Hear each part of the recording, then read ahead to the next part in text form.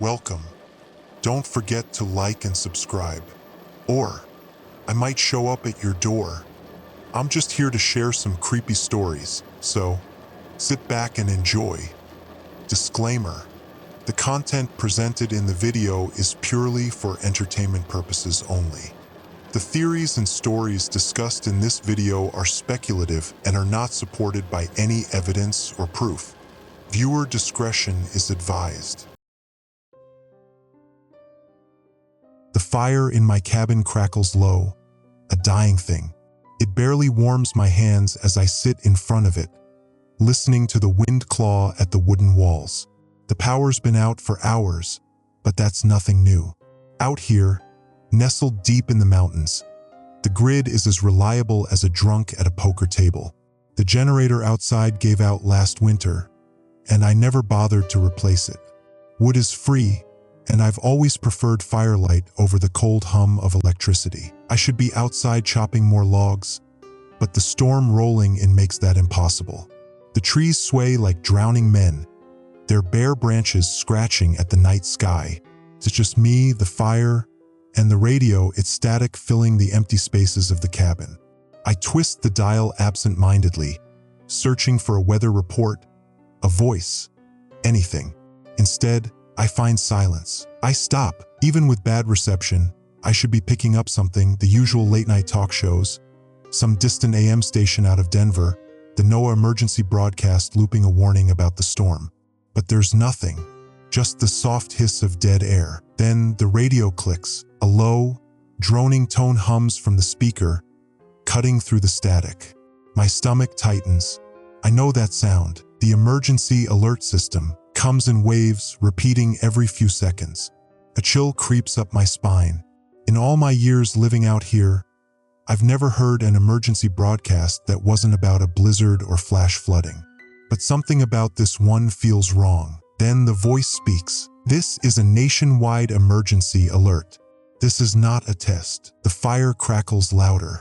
I lean closer to the radio, my breath shallow. All citizens are instructed to keep all fires burning. Do not allow any flames to extinguish under any circumstances. Those without an active fire are at extreme risk. I frown. What the hell does that mean? The message repeats. No context, no further details.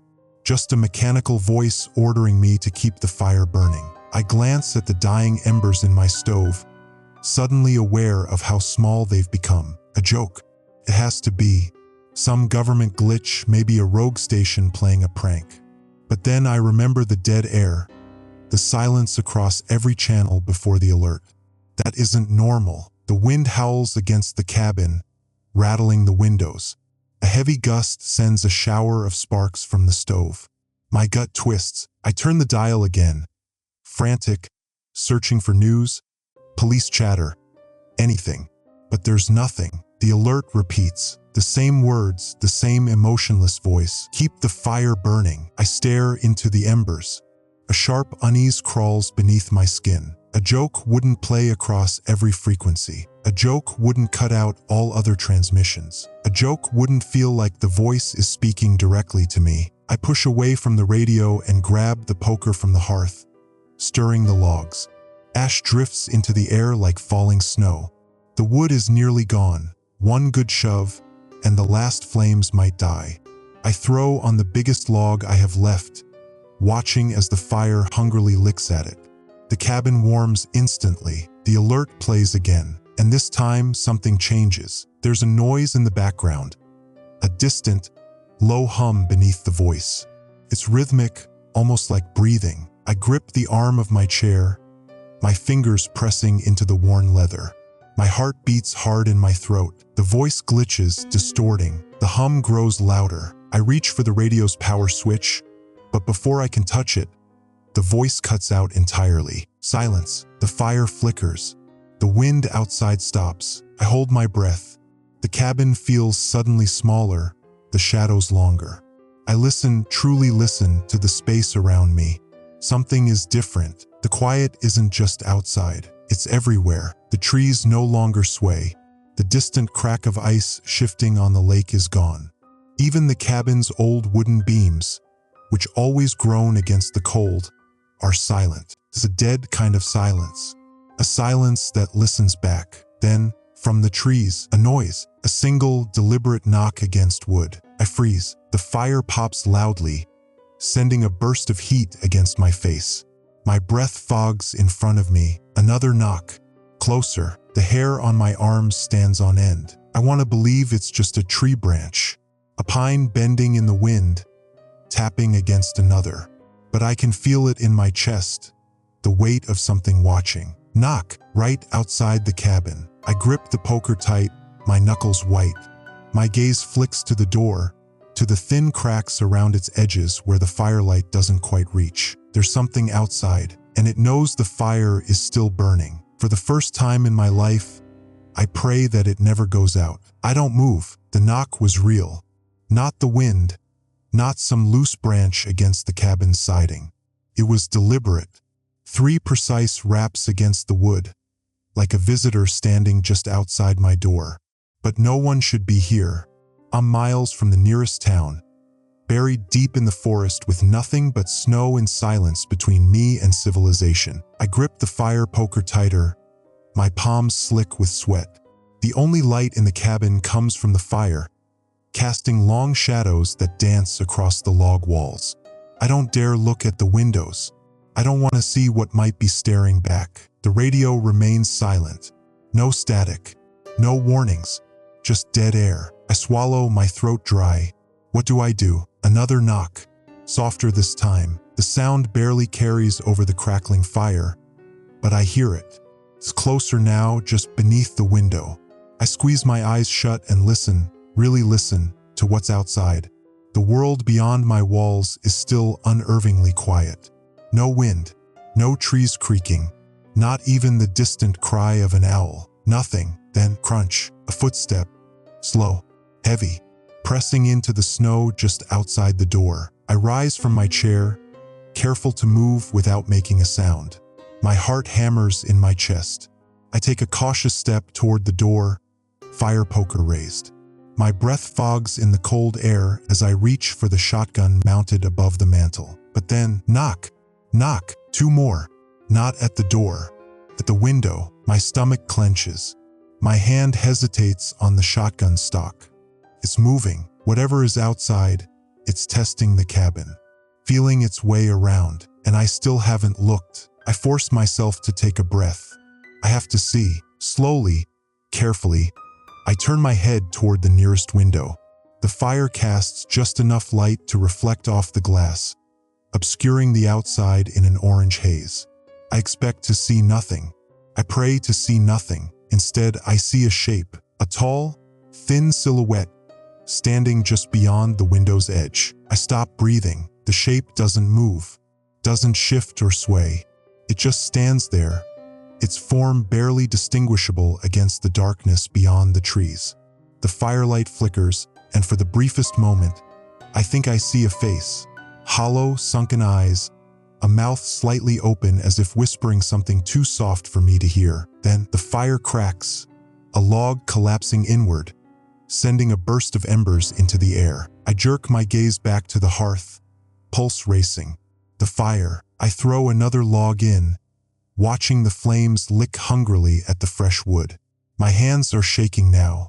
I don't know what's outside, but I know the fire is keeping it there. I grab the radio, twisting the dial again. Still nothing. No voices, no warnings. I flip through every station, desperation creeping into my movements. Then suddenly, a voice. Not the emergency alert system, a live broadcast, repeating, "This is an emergency transmission. If you can hear me, you need to listen. The fire has to stay burning. It's the only thing keeping them out." I nearly dropped the radio. Someone else is out there. Someone who knows. The signal crackles, warping between bursts of static. I don't know how much time we have. The towns are gone. Denver's dark. Salt Lake, dark. Entire cities just empty. If you don't have a fire, you're not here anymore. A deep pit of fear settles in my stomach. Entire cities? The voice continues, growing more frantic. They took my neighbor last night. He didn't believe me. said it was all a government mistake. I saw his house this morning. His door was open, the coffee was still hot on the table. But he wasn't there. No footprints in the snow. No sign of struggle. He just vanished. I gripped the radio tighter, knuckles white. This can't be real, but I know it is. I can feel it. The voice drops to a whisper. They're watching. They don't like the fire, but they don't leave. They're waiting for the moment you let it go out. A burst of static nearly deafens me. I wince, twisting the volume down. When the noise clears, the transmission is gone. I stand there, staring at the radio, my body locked in place. The fire crackles, its glow steady. My only defense. I think about the shape outside my window, the way it just stood there, motionless, watching, waiting. I exhale shakily and step away from the window. I need to think. I need to understand. If this is really happening, if entire cities are going dark, then I have to be smart. I check my woodpile. Enough for another 2 nights, maybe 3 if I ration carefully. But after that, I'll have to go outside, into the forest, where they are. I suppress a shudder and reach for my phone. No service, no surprise. I don't even bother trying to send a text. Whatever is happening, it's bigger than just this place. I sit back down by the fire, staring into the flames. The warmth is the only thing keeping me grounded, keeping the fear at bay. Another gust of wind shakes the cabin, except there is no wind. I freeze. The knocking starts again, this time from the back of the cabin. Not at a door, not at a window, but from inside the walls. The knock comes again, soft, deliberate. Inside the walls, I don't breathe. The fire crackles, filling the silence between each knock. 3 taps, a pause, 3 more, like someone is feeling their way through the cabin, testing the wood, finding the weak spots. I grip the fire poker tight, my hands slick with sweat. I don't turn my head. I don't dare, because I know if I look toward the sound, I'll see something that shouldn't be there. I force myself to move, slow and quiet, toward the shotgun mounted above the fireplace. My fingers brush against the cold steel of the barrel. I lift it carefully, keeping my eyes locked on the fire. The warmth, the light. I swallow hard. My breathing is too loud, but I can't help it. My heart hammers against my ribs like a trapped animal. The knocking stops. A deep, suffocating silence settles over the cabin. The kind of silence that listens. I don't move. Then a new sound. A whisper. Not outside. Not in the walls. Behind me. I whip around, shotgun raised.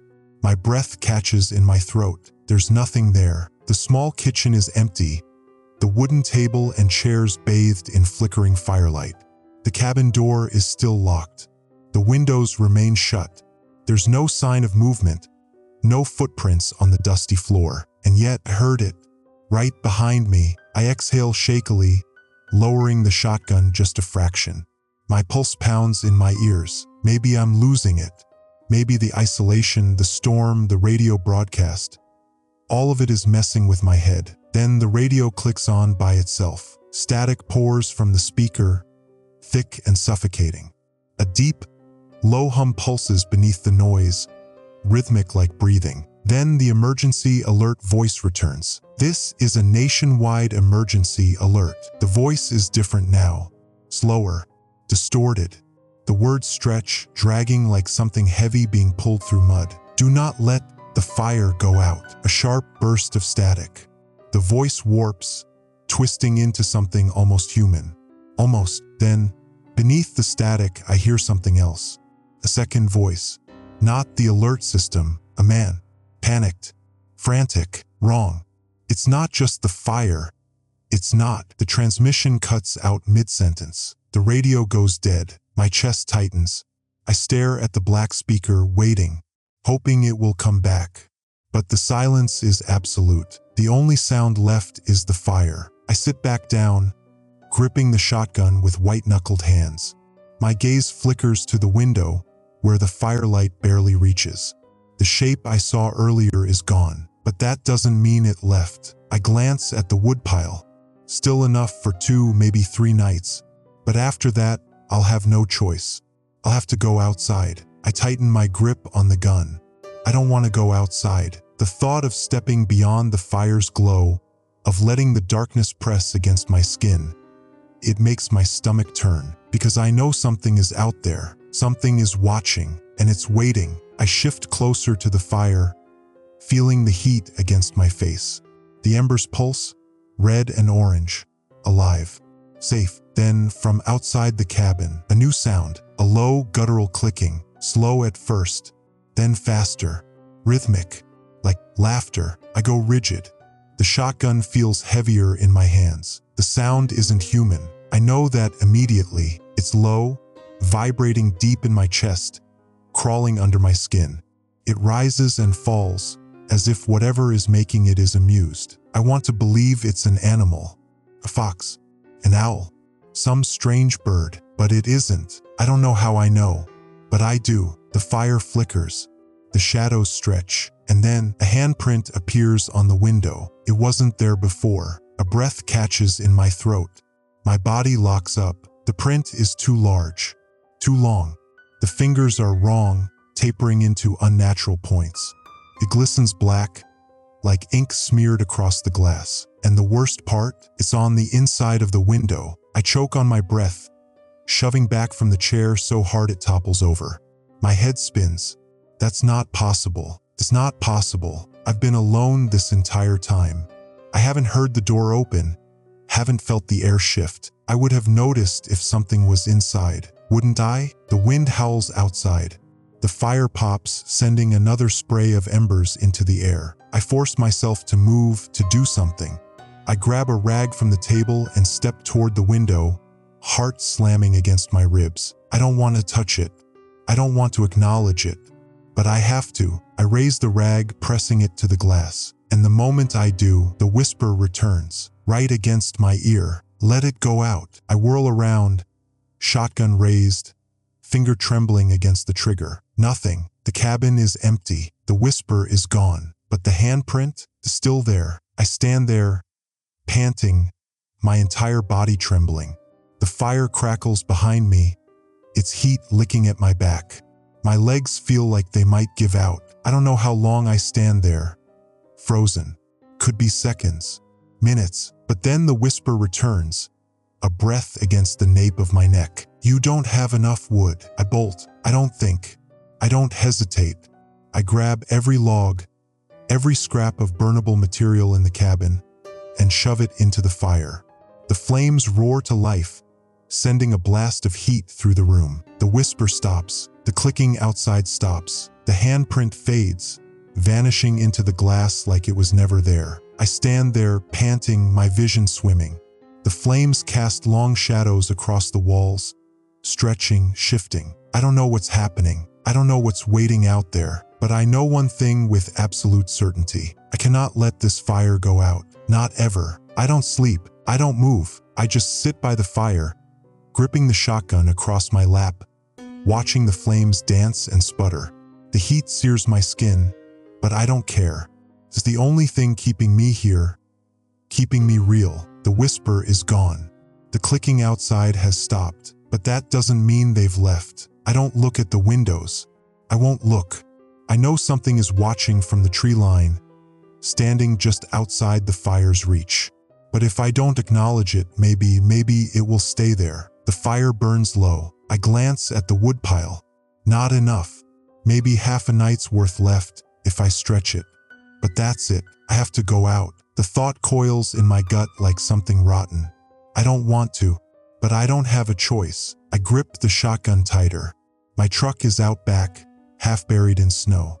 If it still runs, I can make it into town. Get fuel. Get wood.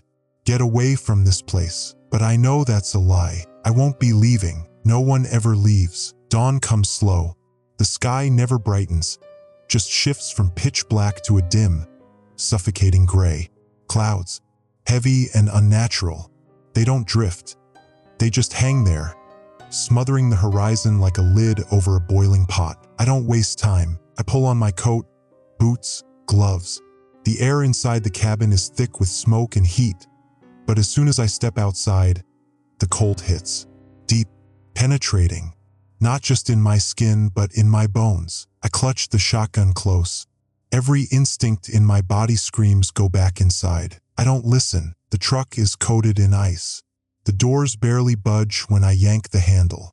I hold my breath as I slide inside, turn the key, click, nothing, click, click, nothing. I whisper a curse and try again, pumping the gas pedal. The engine coughs, shudders, then roars to life. I don't wait. I slam the gear shift into drive and peel out, snow crunching under the tires. My breath fogs against the windshield. I don't look in the mirrors.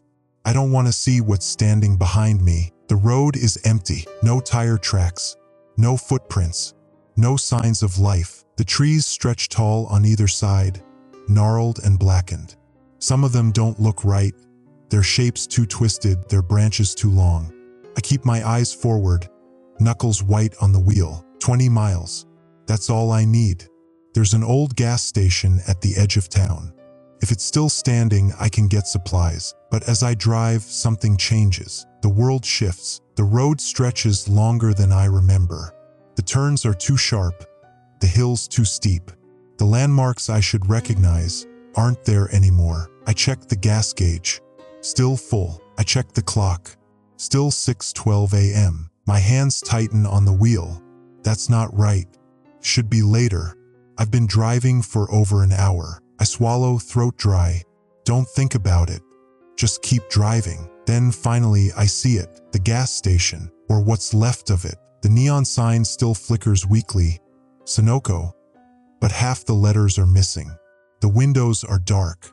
The pumps stand crooked, half buried in snowdrifts. I pull in slowly, tires crunching over ice. The lights inside are on. I cut the engine. The silence swallows me whole. I don't move. The door to the gas station stands open. A warm, flickering glow spills out onto the pavement. I swallow. I grip the shotgun tighter. Then I step out. The air changes as soon as I cross the threshold. The warmth inside isn't from the heater. It's from the fire. A barrel fire, burning bright in the center of the gas station floor. And beside it, a man, or at least something that looks like a man. He sits on the floor, long legs stretched out, hands extended toward the flames. His clothes are tattered. His face isn't right, too smooth, no hair, no lips, just skin, stretched thin over his skull. His eyes flick up to me, and for a moment, I swear they shift, like static on a broken television. My fingers tighten on the shotgun. He grins, slow and lazy. About time someone else showed up. My throat locks. I don't know what to say. The fire crackles between us. I force my voice to work. Who are you? The man laughs. The sound is wrong. Too dry, too empty. Just another poor bastard who ran out of wood. I stiffen. My eyes dart to the flames. They're too bright, too steady, like they don't belong in this place. The man leans forward, resting his elbows on his knees. His fingers are too long. Let me guess, he says, voice lilting. You heard the warnings. You saw the things in the dark. And now you're running low. I don't answer. He grins wider. You think fire keeps them out, he murmurs. But you don't understand. Fire doesn't keep them out. Keeps you in. The flames snap. A gust of wind rushes through the station, except the doors aren't open. The man stands. His spine pops as he rises to his full height. Too tall, too stretched. He steps closer, bare feet silent against the tile. My breath catches. His shadow doesn't move with him. It stays seated, motionless, beside the fire. I take a step back. The man tilts his head. Leaving so soon? I grip the shotgun. My pulse slams in my ears. His grin never fades, but his shadow starts to rise, slowly, wrongly, like something unfolding from beneath a sheet. I bolt. I don't think. I don't hesitate. I turn and run. The cold slams into me as I hit the parking lot. My boots slip on the ice, but I don't stop. I leap into the truck, fumble the keys.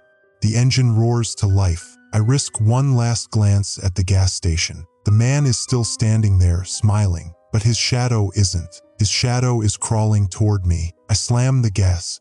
The truck fishtails, tires skidding, and I speed into the empty road. I don't look back. I just drive. I don't slow down. The gas station disappears in my rearview mirror, swallowed by the endless stretch of snow-covered road. My heart slams against my ribs, hands locked tight around the wheel. I don't know what I saw. I don't want to think about it. The man, his shadow, moving when he didn't, rising when he stood still, crawling toward me. I swallow hard, forcing my breath to steady. It's behind me now, but that doesn't mean I'm safe. The trees blur past, gnarled and skeletal. The sky is still the same sickly gray, pressing down like a weighted blanket. No sun, no landmarks, just the road stretching longer than it should. I need to get back to the cabin. I need to feed the fire. 15 miles to go. I glance at the clock. 6:12 a.m. Again, a shiver runs through me. I know I've been driving for at least 20 minutes, maybe longer, but the time hasn't changed. The truck's heater blasts against my face, but I still feel cold. Not from the air, from something else. Something sitting beside me. I feel it before I see it. The weight in the passenger seat. The shift of the truck's suspension. The faint scrape of something moving. I don't turn my head. I don't want to see what's there. My fingers tighten on the wheel. My knuckles are white. The truck hums steadily along the road, tires crunching over ice. Then a whisper. "You didn't take anything." My chest locks up. The voice is flat, hollow, like someone speaking through a blown-out speaker. I keep my eyes forward. My breath fogs against the windshield. "You left the fire behind," the voice says. My pulse hammers. My foot presses harder on the gas. The whisper moves closer now, right next to my ear. "That was a mistake. I can't help it." I turn my head, and I see it. A shadow sits in the passenger seat. Not a person, not a shape, just darkness. A smear of ink against the truck's interior. A deep, suffocating absence where something should be. It doesn't move. It doesn't breathe. But I feel it looking at me, watching. My stomach clenches. My hands shake. I snap my gaze back to the road, heart pounding against my ribs. This isn't happening. It isn't real. I press the gas pedal to the floor. The truck speeds up, engine roaring. The shadow doesn't react. It just sits there, waiting. Then the radio clicks on. Static floods the cab. But beneath it, I hear something else. A voice, distorted, warped. "Do not stop driving," it says. I swallow hard. I grip the wheel tighter. "Do not acknowledge the passenger." My blood runs cold. The whisper shifts beside me. A slow, shuddering scrape of sound. "Don't listen to that," it says. I keep my eyes forward. The radio crackles. The voice distorts, stretching and breaking. "Stay on the road. Keep driving. Do not turn around." I nod, just slightly, barely breathing. The whisper leans in. "You're running out of time." The truck jerks. The wheel rips itself from my hands. I slam my foot on the brakes. The truck skids, spins. The road disappears. The world turns sideways. And then, impact, silence. A deep, heavy weight presses down on me. Smoke, metal, cold air. I groan, head pounding. My body is twisted in the seatbelt digging into my ribs. I blink. The truck is sideways in a snowbank. The windshield is shattered. The engine is dead. I can't hear the fire anymore. My stomach drops. I need to get back. I fumble with the seatbelt, fingers stiff and useless. Takes 3 tries before it releases. I collapse forward, panting. Then I remember the passenger. My breath catches. My skin crawls. I force myself to look. The seat is empty, but the door is open. Snow swirls inside. The wind howls through the broken glass. My pulse slams in my ears. It got out. It's out there, waiting. I shove the door open and stumble into the snow, legs shaking. My shotgun is still in the truck, half buried under the dashboard. I don't have time to grab it. I stagger toward the road, heart hammering. I need to move. Now, then I hear it. A low clicking sound. Somewhere close, somewhere too close. I snap my head up. The road is empty. The trees stand still, but the shadows are moving, not shifting with the wind, not stretching with the light, moving on their own. I take a step back. The clicking gets louder. Something unfolds from the tree line. Long, thin. His body is a void. A space where light dies, tilts its head. A face that isn't a face, just emptiness. I take another step back. My chest tightens, then speaks, not with a voice, with a whisper. You left the fire behind. A hand unfolds from its side. Too many fingers. Reaching, I turn and run. Snow crunches under my boots. Breath ragged in my throat. I don't look back. I don't stop. I just run. And somewhere, far behind me, the emergency alert crackles to life again. Do not stop running. Do not look at the shadows. Keep the fire burning. I run. The snow is deep, swallowing my boots with every step. My lungs burn. My breath is ragged. But I can't stop. The thing in the trees, the shadow that walked, is behind me. I don't hear footsteps. I don't hear breathing. Just that awful, chittering click, click, click that burrows into my skull like a living thing. I don't look back. I just run. The road stretches endlessly ahead, flanked by skeletal trees. The truck is gone, lost in the snowstorm swirling behind me. The wind howls, but it doesn't drown out the whispering voices that rise from the darkness. They're calling my name. I don't know how they know it. 15 miles back to the cabin. 15 miles to the fire. I won't make it on foot. The thought slices through my mind like a razor, cold and absolute. My legs are already shaking. The air is too thin, the cold eating through my clothes, my skin, my bones. But I have no choice. I push forward, stumbling through the snow. The whispering grows louder, then a shape in the road. I skid to a stop, heart hammering. At first, I think it's another shadow, one of them. But as I squint through the dim gray light, I realize it's a person, a woman. She stands in the middle of the road, wrapped in a heavy coat, face hidden by a hood. A rifle is slung over her shoulder. In one hand, she holds a torch, the flames flickering violently against the wind. She shouldn't be here. No one should be here, but she is, and she's looking right at me. I stop, chest heaving. The clicking behind me has faded, but I know it hasn't left. It's waiting, watching. The woman lifts the torch slightly.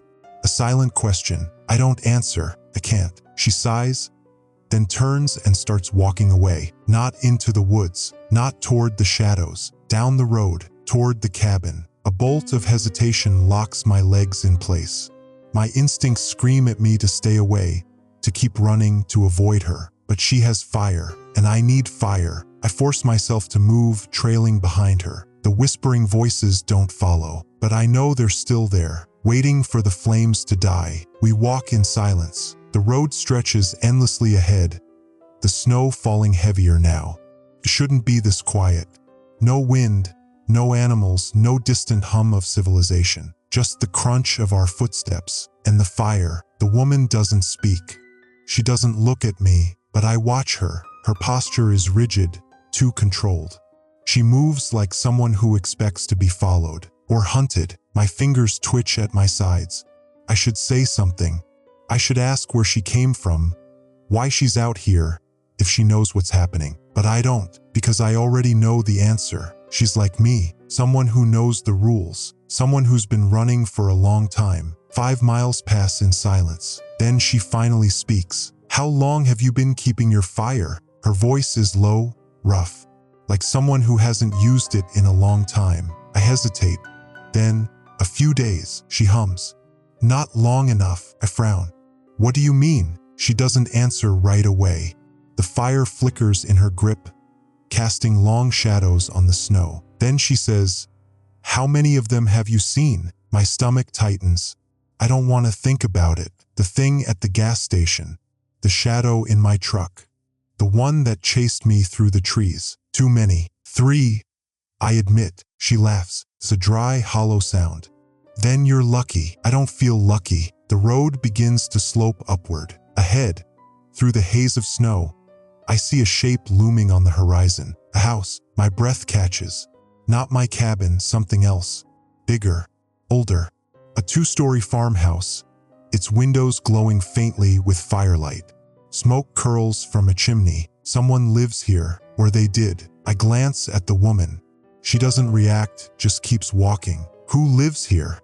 Ask. She doesn't answer. A chill trickles down my spine. The clicking sound is gone, but the silence feels worse, like something is waiting. We reach the house. The woman doesn't knock. She just walks inside. The door creaks on rusted hinges, revealing a dimly lit interior. A fireplace burns in the center of a wide, empty room. No furniture, no decorations, just fire crackling low in the hearth. I step inside hesitantly. The warmth hits me like a wall, soaking into my frozen skin. I shut the door. The woman kneels by the fire, feeding it a log. The flames surge higher, casting strange, shifting patterns on the walls. Then she looks at me. "You have questions," she says. "I do. Too many. But the only one that matters is..." "What are they?" She exhales slowly. Then she says, "Hollow ones." A shudder crawls up my spine. She stares into the fire, voice low. "They weren't always like this. They used to be people. But they let the fire go out." I swallow hard. She looks up at me. "They're empty now," she says, "and they want to fill themselves with something else." The fire flickers. A shadow moves outside the window. Something is standing in the snow, not moving, just watching. The woman doesn't look. She just feeds the fire. "Once you see them," she murmurs, "you can't stop seeing them." I don't speak. I just stare at the thing outside. It doesn't blink, doesn't breathe. It just waits for the fire to die. I step closer to the flames, feeling their warmth against my skin. I don't know what's going to happen next, but I know one thing. I can't let the fire go out. The fire is the only thing keeping them away. I sit on the wooden floor, staring into the flames, my fingers outstretched to soak in the heat. The woman, the stranger, sits across from me, knees tucked beneath her, methodically feeding the fire. She hasn't stopped since we entered. She hasn't even looked outside, but I have. The thing is still standing in the snow. It hasn't moved. It hasn't blinked. A shadow without a source. A space where light refuses to exist. Waiting, is patient, because it knows something I don't. The woman finally speaks. "You still don't understand, do you?" Her voice is low, distant, like she's somewhere far away, even though she's right in front of me. I swallow hard. "Understand what?" She glances up, her face half lit by firelight. The flames dance across her skin, making her features look sharp, unreal. "Why they're watching you." A cold weight settles in my gut. Not chasing, not attacking, watching. I shake my head. "They're hunting me." She exhales through her nose. "No, they're waiting." My skin crawls. "For what?" Her gaze doesn't waver. "For you to break the rule." I shift uncomfortably. The floor creaks beneath me. "What rule?" Her fingers brush against the firewood, but she doesn't pick up another log yet. Her eyes flick to the window where the hollow one stands. She gestures toward it with a tilt of her chin. "Do you see it?" I nod. "And it sees you." A shiver crawls up my spine. She leans forward slightly, lowering her voice. "That's the rule. As long as you see them, as long as you keep looking, they can't move." I stop breathing. That's why it hasn't come closer. That's why it's waiting. Because I'm looking at it. My throat tightens. "And if I look away?" The woman picks up another log and tosses it into the fire. Sparks rise, twisting in the air. "If you look away," she murmurs, "they'll move." And they don't stop moving. My body goes rigid. I force myself to keep my eyes on the thing outside. The longer I stare, the harder it gets. There's something wrong about looking at it. Something unnatural, like my brain doesn't want to hold the image for too long. My vision blurs at the edges. My eyelids feel heavy. I swallow. "How do I stop them?" The woman tilts her head slightly. "You already know." I glance at the fire. The flames crackle, licking the air. The warmth seeps into my skin, keeping the deep, gnawing cold at bay. I shake my head. "I don't understand." She watches me for a long moment. Then she says, "Tell me, what happened to your fire?" My stomach clenches. I remember the moment the truck crashed. The impact, the radio cutting out, and then silence. No more fire crackling in the back of my mind. No more warmth keeping the dark at bay. I let it go out, and they came for me. My hands clench into fists. "I can relight it." My voice comes out hoarse, barely a whisper. I just need to get back to the cabin. The woman exhales, shaking her head slightly. That won't be enough anymore. Something about the way she says it makes my stomach sink. I stare at her. What do you mean? She finally looks at me. Her eyes are dark, unreadable. They've already seen you.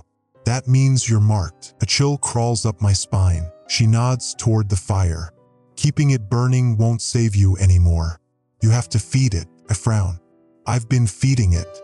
Wood, fuel. She shakes her head. Not enough. I hesitate. Then what? She holds my gaze for a long, uncomfortable moment. Then she says, something more. A deep unease settles in my chest. I look back at the fire. The flames burn hot and steady.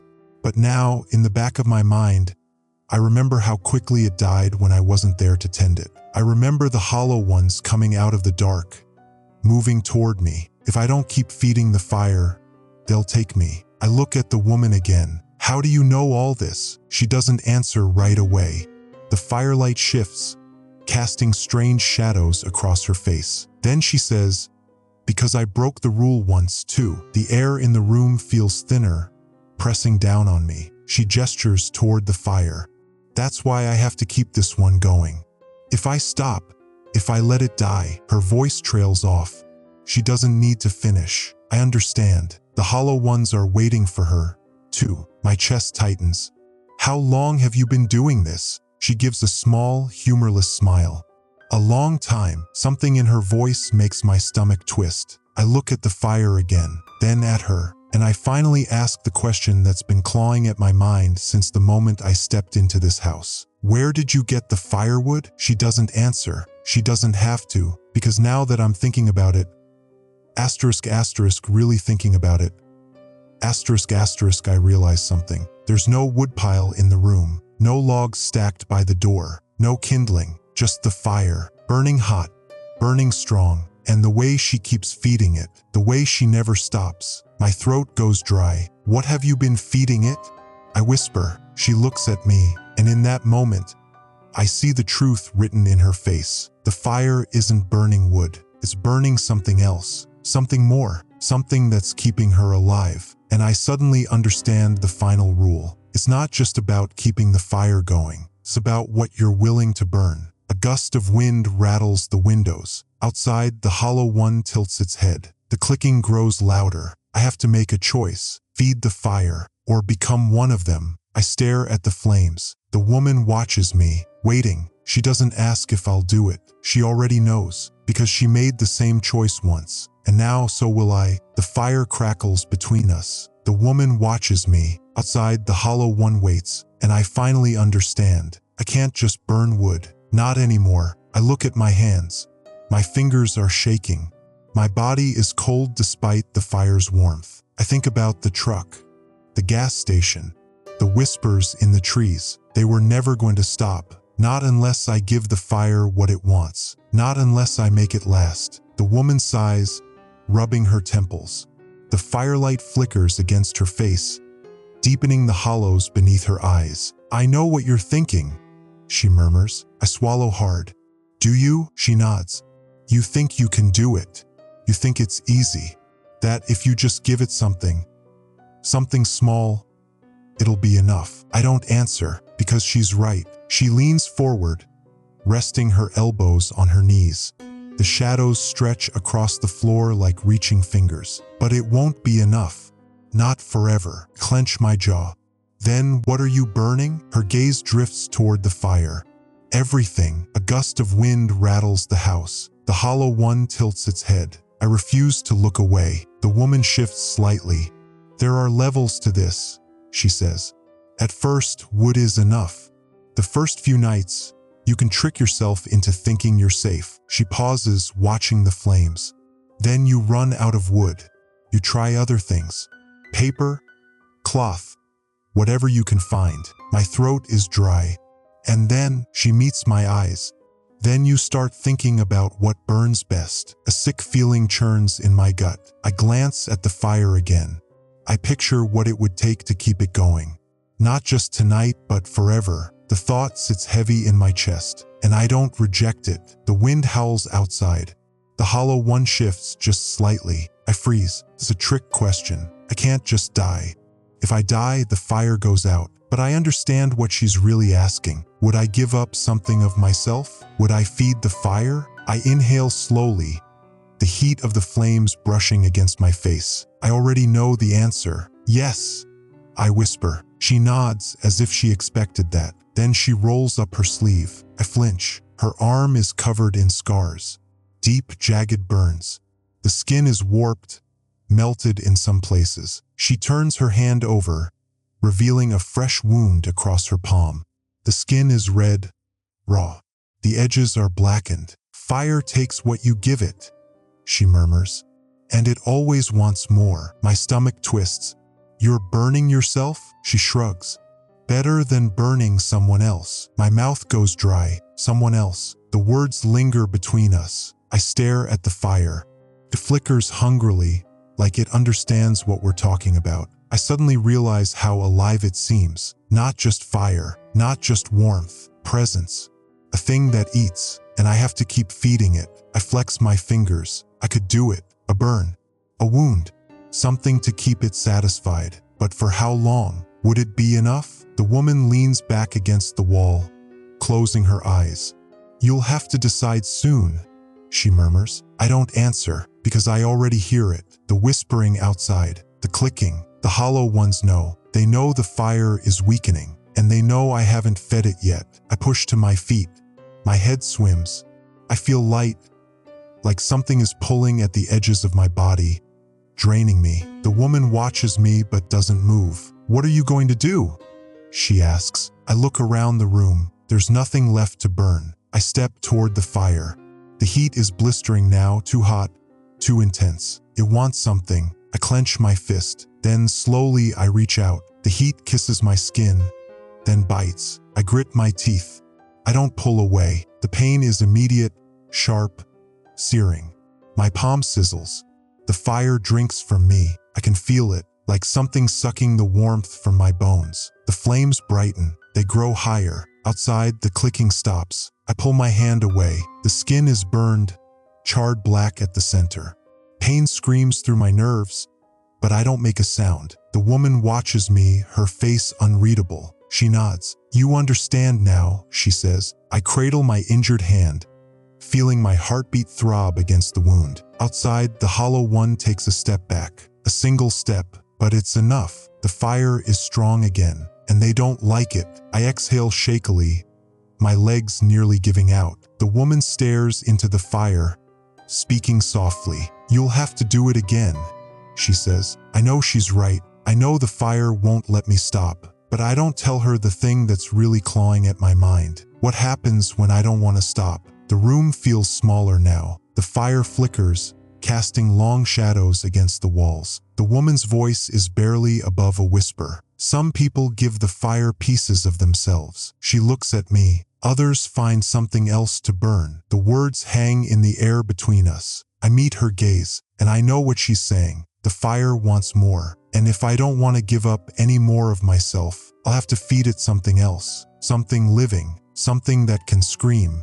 The house creaks. The hollow one watches. The fire waits, and I realize the worst part isn't that I have to keep burning things. The worst part is that, deep down, I think I want to. The flames dance in my burned palm, still screaming, not in words, not in sound, but in hunger. It wants more. I close my fingers over my palm, squeezing the pain into something smaller, something I can hold without letting it consume me. But I feel it licking at my skin, asking, demanding. I can't just give it scraps anymore. It knows, and now so do I. The woman shifts beside me.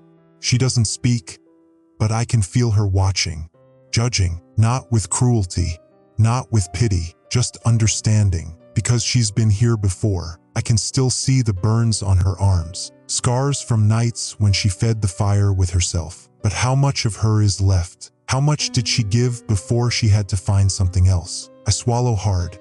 The answer is already sitting in my chest, heavy as stone. She lasted longer than I will. Outside, the hollow one moves, a slow, deliberate step forward. I stiffen. The fire should be strong enough. I fed it. I bled for it. But the shadow thing doesn't care. is testing me, seeing how much I understand, how far I'll go. A sick, cold feeling spreads through me because I already know what it's waiting for. Not just the fire, not just the warmth. It's waiting for me to do it, to cross the line, to burn something that can scream. I feel the woman shift beside me. She's watching me too closely now, like she's waiting to see what I'll choose. Her fingers rest lightly on her knee, close enough to a knife strapped to her boot. A warning or a challenge. I wet my lips, my throat dry as dust.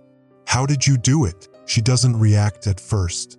Then she exhales through her nose, slow and tired. You don't want to know. I hold her gaze. I think I do. She studies me.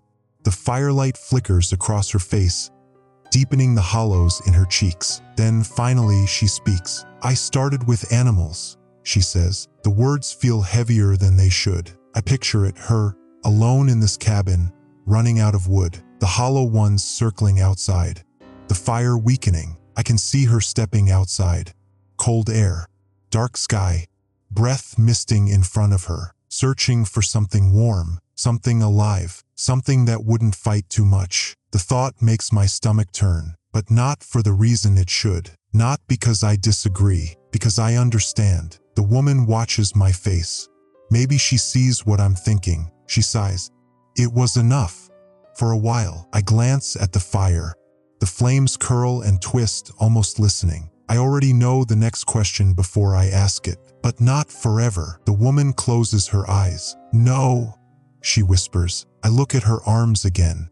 The scars, the burns. I know what happened next. She started with small things, but when those ran out, she turned to herself. And now she's been doing this too long. She doesn't have much left to give, which means I'm the only thing left to burn. The fire knows, the hollow one knows, the woman knows, and now I know too. There are two choices: burn myself or burn something else. I flex my injured hand. The wound is still raw.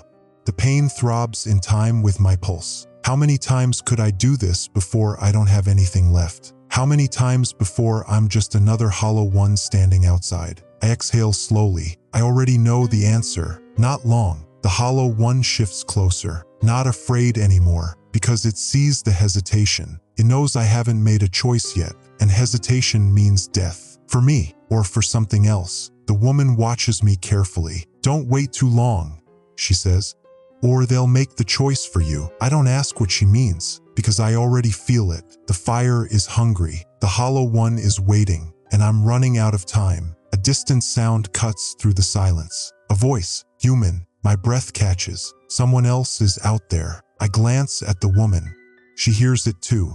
Her jaw tightens. She doesn't look hopeful. She looks tired, like she's seen this before. And I finally understand what she's been waiting for. Not for me to feed the fire, for something better to burn. I stand up, my legs unsteady. The voice is closer now. A man calling for help. A survivor, alone, vulnerable, perfect. I meet the woman's gaze. She doesn't say it out loud. She doesn't have to. We need him, not as an ally, not as a friend, as fuel. I feel the weight of it settling over me, the inevitable decision. I could try to fight it, try to hold on to whatever part of myself still believes in right and wrong. But the truth is simpler, colder. I don't want to fight it because I finally understand. I have to keep the fire burning, and it doesn't care what I throw in. The hollow one is still watching, waiting. The fire flickers hungrily. The man outside keeps calling for help, and I step toward the door, not to save him, not to warn him, to bring him inside, to feed the fire, because I've already made my choice, and soon he'll make his. The man's voice cuts through the night. He sounds desperate, cold, lost. I tighten my grip on the door handle. The fire hisses behind me, hungry. The hollow one doesn't move, not yet, because it knows what I'm about to do. It's waiting for me to prove it, to prove that I understand, that I'm not just keeping the fire alive. I'm becoming it. The woman doesn't stop me. She just watches, like she's already seen how this ends. And maybe she has. Maybe she made this choice once too. And now she's just waiting for me to understand why. I pull the door open. Cold air rushes in. The firelight flickers against the dark. The hollow one tilts its head. The man's footsteps crunch against frozen earth. Then he stumbles into the light. He's young, maybe mid-20s. His face is gaunt, his eyes wide. He looks like someone who's been running for too long. His breath comes out in ragged clouds. His hands are trembling. He stops when he sees us. When he sees the fire, his body sways slightly, like he's about to collapse. "Please," he breathes. "Please, let me in." I glance at the woman. She doesn't move. She doesn't speak. This choice is mine. I step aside. The man stumbles forward. The fire greets him like an old friend. His body relaxes as he reaches out toward the warmth. He doesn't realize his mistake. Not yet. He doesn't notice the way the woman is watching him, the way my burned hand clenches at my side. He just wants to be warm. "Thank you," he whispers, holding his hands out toward the flames. I didn't think I'd make it. I thought those things would." His voice trails off. He sees the way we're looking at him now, the way the fire flickers, like it knows, like it's waiting. His breathing quickens. What is this?" I don't answer, because what could I say? That I let him in to kill him? That I need to burn him so I don't have to burn myself? The words won't come, but the fire doesn't need words. It just needs fuel. The woman exhales slowly. "Sit down," she murmurs. Her voice is careful, gentle, not a command, a suggestion, a trap. The man doesn't move. He looks between us, and I see it the moment he understands. His shoulders stiffen. His eyes darken. He's not stupid. He knows we're not just survivors. We're something else, something worse. He takes a step back. "No." His voice is shaking. "No, I just need help. I just need." The woman stands, slowly, deliberately. "You need to sit," she says again. She's closer to the knife now, closer to ending this before he fights. I glance at the hollow one. It hasn't moved, but I feel it watching, waiting, like it's waiting for me to finish what I started, to make the fire stronger, to give it what it wants. The man takes another step back. His gaze flicks to the open door. He's about to run. I should let him leave, but I don't. I can't, because I know what happens when the fire goes out. I know what's waiting in the dark, and I can't face it. The fire needs to keep burning. It needs him. My burned hand twitches, and before I can stop myself, I move. I grab him. He shouts, struggling, but I don't let go. I can't. I don't know when I decided this. I don't know when I became this, but it doesn't matter, because I've already chosen. The fire is more important than him, than me, than anything. I shove him toward the flames. He stumbles, falls. The woman moves in an instant. Her knife flashes in the firelight. The man screams, and then the fire takes him. The smell is the worst part. It fills the cabin instantly. Burning hair, burning flesh. He thrashes, but it doesn't matter. The fire is so hungry, so eager. The hollow one doesn't move. It just watches, like it's pleased, like it understands. The man's screams fade into crackling embers. His body collapses, and the fire glows brighter than I've ever seen. It works. The fire is strong now, stronger than it's ever been. The heat is almost unbearable, like it's burning the air itself. The hollow one steps back. It doesn't like this. It doesn't like that I understand the rules now. It doesn't like that I've become something else. I meet its gaze, and for the first time, turns away. It disappears into the dark, leaving me alone with the fire. The woman exhales. She wipes the blood from her knife. She doesn't look at me, doesn't need to. I understand now. She knew I would. I stare into the fire. It's beautiful, alive, endless. I feel my burned hand twitch. I know I should feel something, guilt, horror, anything, but all I feel is relief, because the fire will never go out. Not as long as I keep feeding it. I turn to the woman. She meets my gaze. There's no sadness in her eyes, no regret, just acceptance. The fire crackles between us. Outside, the hollow ones stay away. For now, the night stretches long and cold beyond the firelight. But it doesn't matter, because I'll always be here, watching the flames, waiting, and when the fire calls for more, I'll be ready.